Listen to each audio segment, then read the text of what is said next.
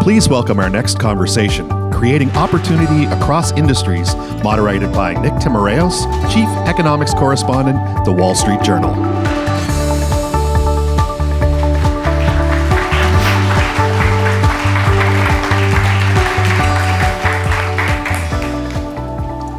All right, good morning. Thank you for joining us. Thank you to the Business Roundtable for having me to host. Thank you, Jamie and Kathy, for being here. To get started, I'll put this question to both of you. Kathy, you can go first. We're in a period of significant policy shifts from trade to immigration, potential changes in university funding, international student programs. As business leaders thinking about long-term workforce development, how are you navigating this uncertainty? Are you seeing changes as obstacles to overcome, opportunities to reimagine how you build talent pipelines? What do you make of everything we're seeing in Washington here today? Well, we've long believed, and I still believe today, that business needs to lead in ensuring that we have talent pipelines that are sustainable for the future, and that we cannot do that alone. So we look for partnerships like with universities, community college, K through 12, but we also look for government-private private-public partnerships that allow us to ensure that the policies, the funding streams that are necessary for those talent ecosystems to work stay in place. And that's as important today as it's ever been, because technology innovation cycles have increased in speed, and as such, universities need to be responsive to that, as do K through 12, and we are not seeing our school systems able to keep pace with the talent evolution that's necessary for the workforce. Jamie, question to you. So I first of all, welcome everybody, thrilled to be here. Some of these problems have been a long time coming. They're not like recent. Immigration, we all know what we should do. You got two bills in the Senate. At one point, we have passed the citizenship for undocumented but law-abiding, more merit-based, seasonal workers, things which we are going to have to do one day. Schools, getting schools, whether they're high schools, community colleges, direct, CTE, direct training, universities to get kids certificates and skills where they can leave with a job making $65,000 or $75,000 a year. Second Chance Initiative, allowing people who've paid their price, not violent criminals, but who've paid their price with the misdemeanor or felony, but get back in the workforce and make it very hard for them.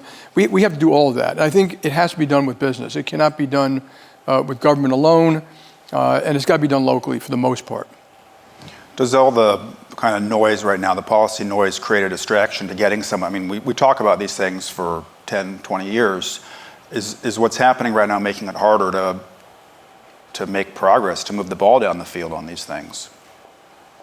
Jamie? I'm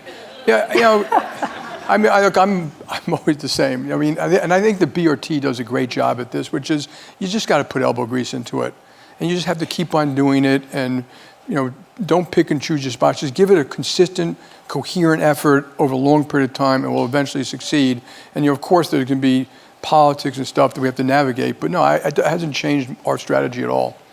And I think the BRT is one of those great organizations that does things like this and can disseminate best practices, to chambers and other people around the country who can do the same thing.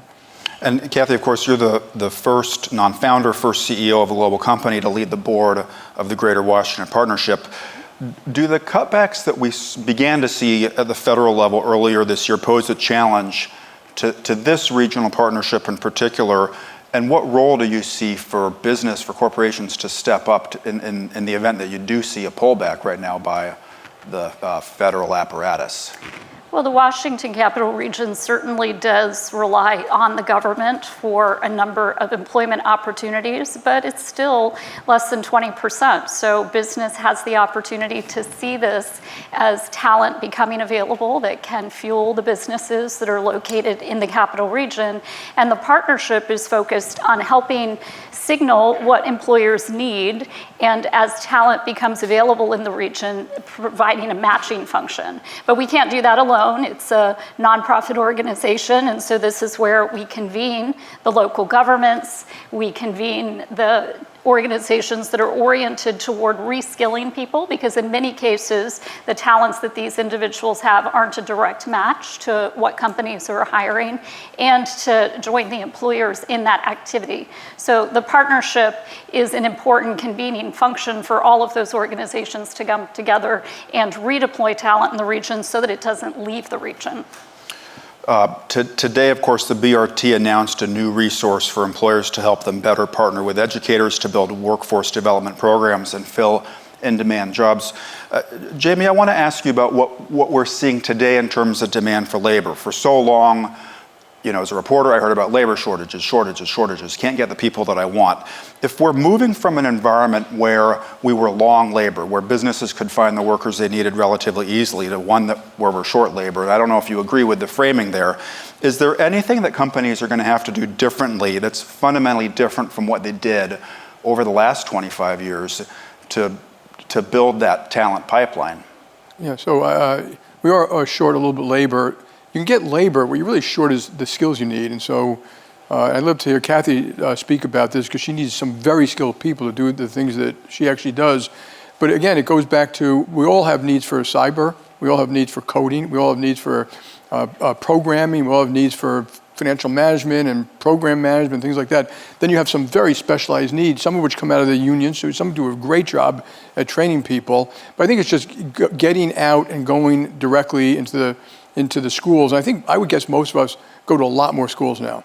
And then we also work with schools who will work with us. So, some schools you can go to and they aren't going to change their curriculum. Other schools they think is great. And if you send people to train my teachers, I'll change the curriculum and help those kids get jobs when they get out. And there are some wonderful examples of that working.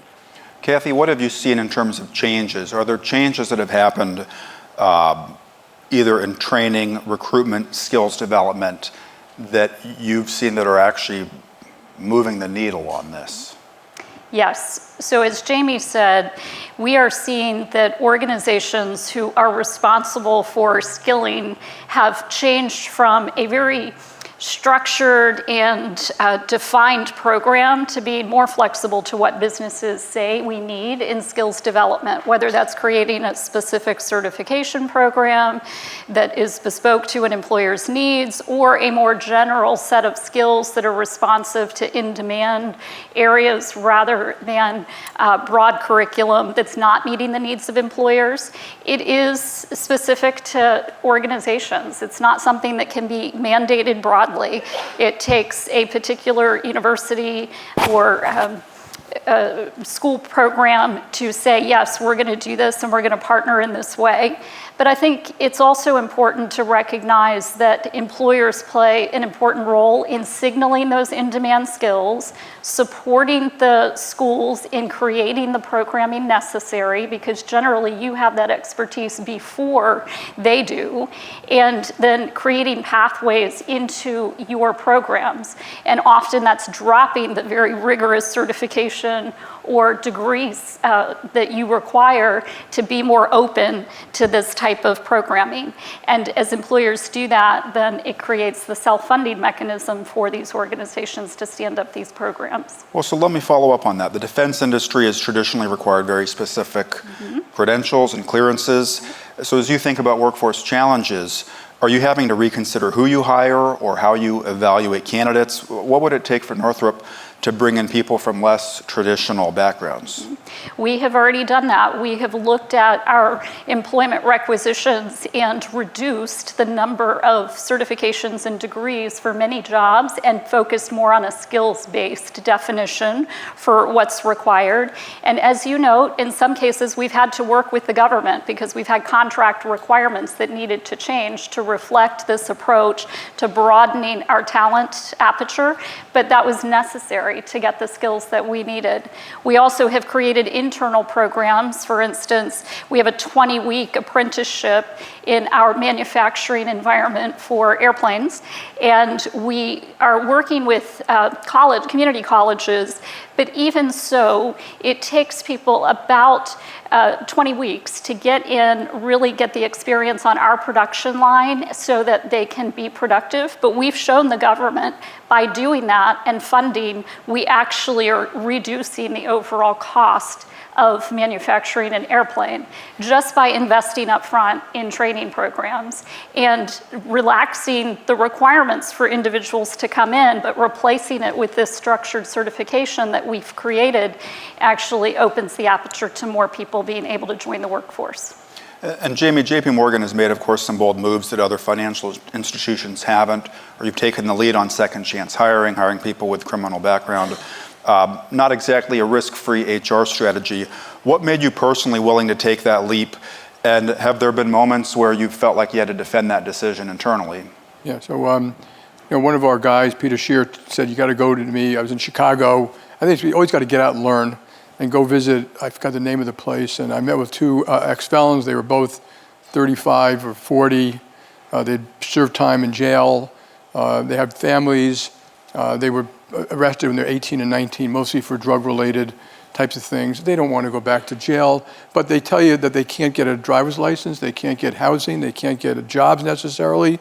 The Chicago Transit Authority had given these kids jobs. One of the guys couldn't get a mortgage, I helped him get a mortgage. And your heart goes out to them. People have paid their price. There's 70,000 ex-felons or misdemeanors in the United States who have all these difficulties, and this is not good for society. The better thing for society is to give people jobs that bring dignity and incomes and less recidivism and less crime and less all these very positive things. And that's what started it. And then the BRT picked it up. So it's not just JP Morgan. I think there are 40 companies now in the Second Chance Initiative. And then you're always learning. I remember going to Delaware, I think it was Delaware, and they call it expungement. And we were proud that we'd gotten 40,000 people expunged. You could take off your record after you've paid your price, et cetera. And I said, well, how many were eligible? 800,000. They don't know about it. The parole officer don't tell them. And so there's just a lot of things that we have to do to roll up our sleeves to make society work better. And this is just one. And I'm just happy that the BRT is doing it because, one of the things the BRT does and, this work initiative does and things like Greater Washington Park, you learn best practices, then you can disseminate them. And that's one of the best way to get this thing working properly nationwide. One other interesting initiative JP Morgan's taken on is getting involved in trying to fix curricula, a foray into education policy, both in DC and New York. Could be a lot of work for uncertain returns. What convinced you it was worth JP Morgan's time and money to? So I think the New York City Jobs Council we did is, so we went to the community colleges, and this is where Colin Powell went, okay, which is why I first learned about when he had me go up there and speak to some of the kids there. And these are great kids. There are a lot of them working part-time. Some are doing 2 years, some are doing 4 years, some are college, some are community college, but they all want jobs. And, and graduating, a lot of these kids end up doing, and it's not bad, but they end up doing retail or inventory or something like that. But there are jobs in coding and cyber and financial management. And there's a high school across the 59th Street Bridge in New York called the Aviation High School. 500 kids graduate a year. 95% of them get a job making $75,000 plus at 17 or 18 because they learn history and math, and we should teach American history and be proud of it, history and math, but they also learn how to maintain a Cessna, hydraulics, electrical, and high demand. A lot of it's their parents make them go because they want them to start life. They can go back to college. They can move up that career path. They go back to college. And so what you learn very quickly is you need these credentials. And in my view, the credentials need to be a class that counts for credit so that it's not an extra class. So if Kathy goes into a school and they're learning a complex task, if they get the credit, it's easier for them to graduate. That will count. And so we need to get them not just a credential, but also get them credits that they can take on and get to go somewhere else. I learned if you didn't do it that way, the kids had to go back for another class. A lot of them have part-time jobs. They have to go back, take 2 subway rides. They can't do it, and they can't afford it. And so you look at this, what we've done, it should be credentialed. And it's hard to get to schools because the first thing with the schools is they were resisting, business can't tell them what to do, which we're not. We're just saying, here's an opportunity, please take this opportunity and get these. The goal is to get the kids educated in a job. And I think in Texas, I know there's one Texas thing where they're now paying people outcomes-based. I think the outcomes-based for high school, whether you graduate or not, community college and college, is did you get a job and what did it pay? Okay, not did you get a degree. And so I think we should change some of this, just measure it. At least you can make these choices. And so the outcomes really matter. on all these programs. And remember, as a nation, we're already spending, what, $800 billion in K-12? You know, how much on state universities? I mean, we're spending a lot of money. So part of it is just redirecting how we spend the money. It's not philanthropy.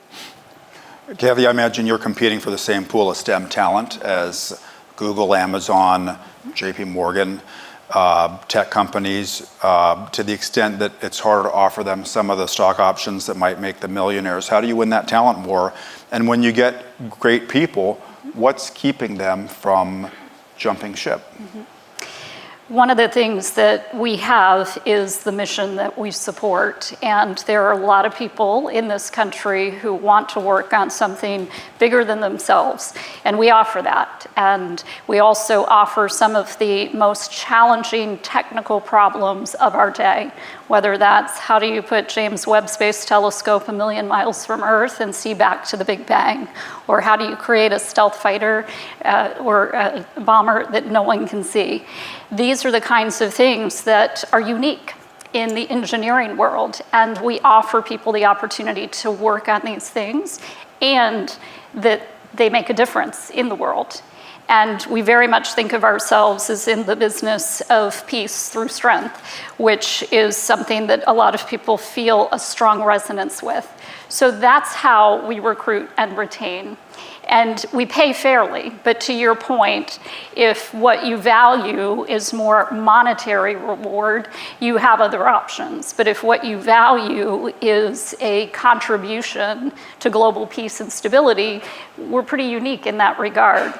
And there are plenty of veterans who want to continue to serve our country as well. So we create pathways for veterans. A lot of organizations do that. But veterans very much resonate working for a company like ours where they can basically extend their service.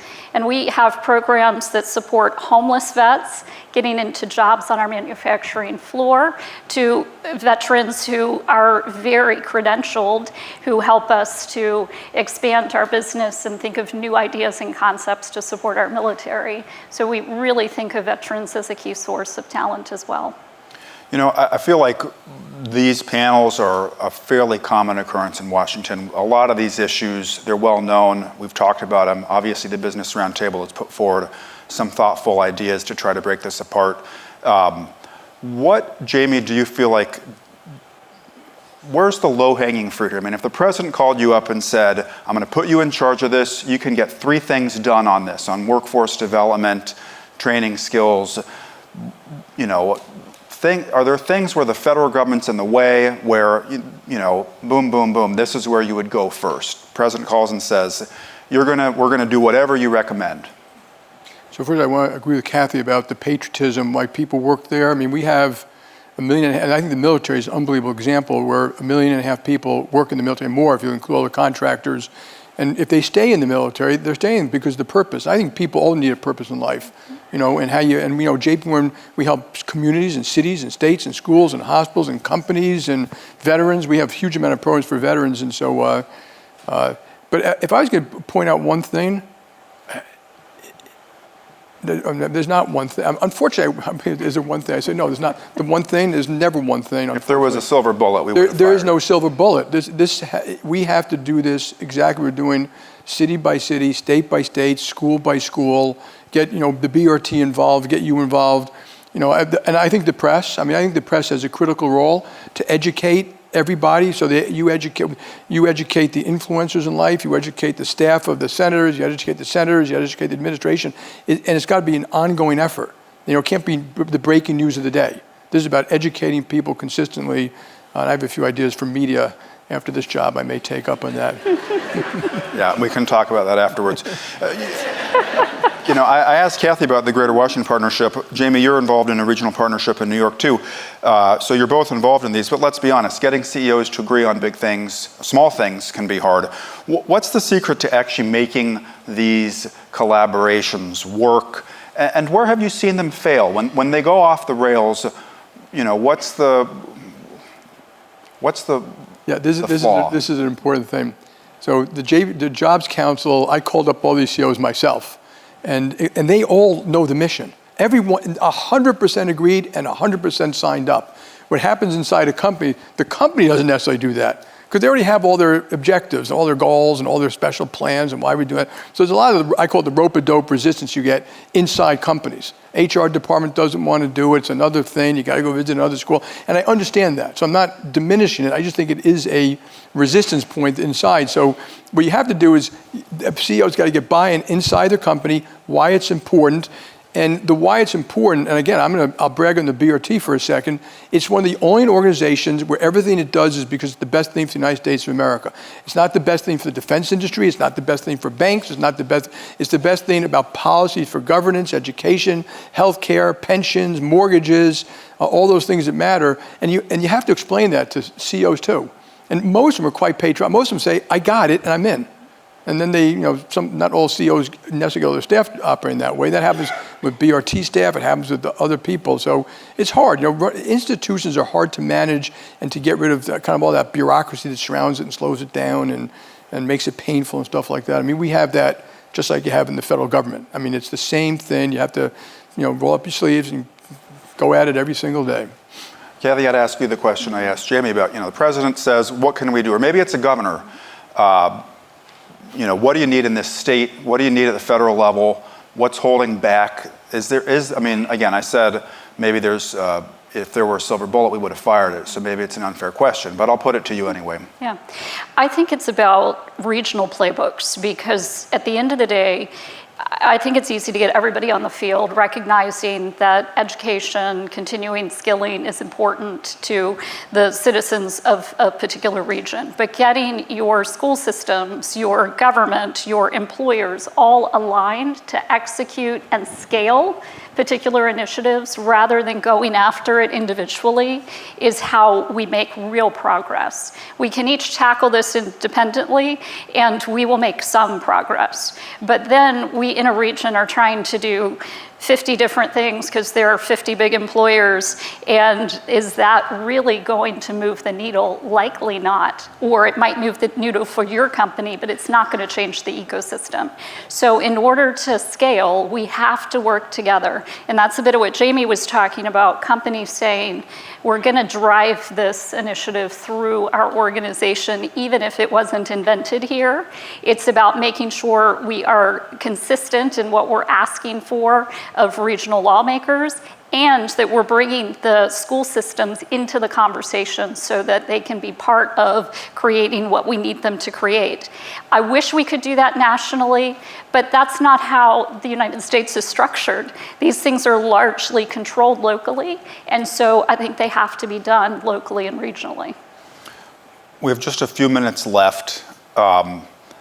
I want to go back to where I started, which was on, I think, the elephant in the room, economic uncertainty. Of course, there's always economic uncertainty, but it strikes me that these workforce development initiatives do require long-term thinking, but businesses also need to be realistic about potential downturns. In a downturn, it's harder for some of this to get traction.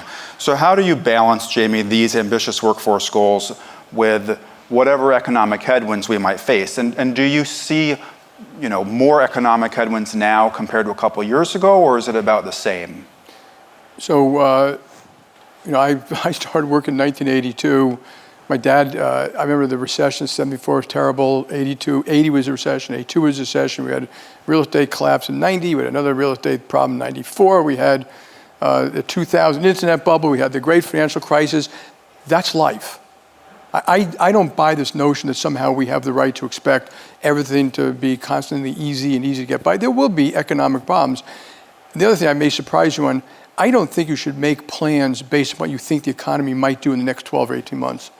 I mean, the plans you guys make, you're doing research now that's going to build the weapon for 15 years from now. And so, education is the same thing. To me, we don't do almost anything stop-start. Whether it's training people, hiring people, opening branches, hiring bankers, building technology, we have a plan and we're going to do the plan, and then we navigate through the ups and downs of the economy. And we trim our sails maybe, but we never get rid of a program that we think is right. We get rid of them because we think we made a mistake or it just simply isn't working, and that happens. It's fine to do that, but it's fairly constant investment. And I think inside companies, they know you're doing that. And that's why you do have people who want to stay and want to help and want to build. I've seen companies that are just constantly start, canceling the training program, stopping this, stopping. It's very hard to get going again, and then people don't really believe you're going to do it when you start again the second time. So navigate through it, but don't change your plans at all. It is hard because, like I said, some of these programs, I have had calls from CEOs, usually from their staff people saying, well, we look at our budget this year and I can't afford this $200,000. And I'm like, shame on you. That's not, if we don't do these things, we will not have a proper country. The $200,000 isn't the point, but if that's, what people do, and usually if that happens, they sell the stock. Kathy, you got the final word. Yeah, workforce development can't be cyclical, right? You might have more or less staff depending on the demand for your business's services, but you have to continually invest in the staff you do have. And if you aren't doing that, you are going to increase your retention and reduce your company's ability to remain viable. So in my mind, as Jamie said, those things are non-negotiable. You have to set aside the funding to support the staffing levels that you have. And if you need to modulate staffing levels, that's a wholly different conversation. Great. Well, thank you very much. It's been a pleasure. Nick, thank you. Folks, thank you.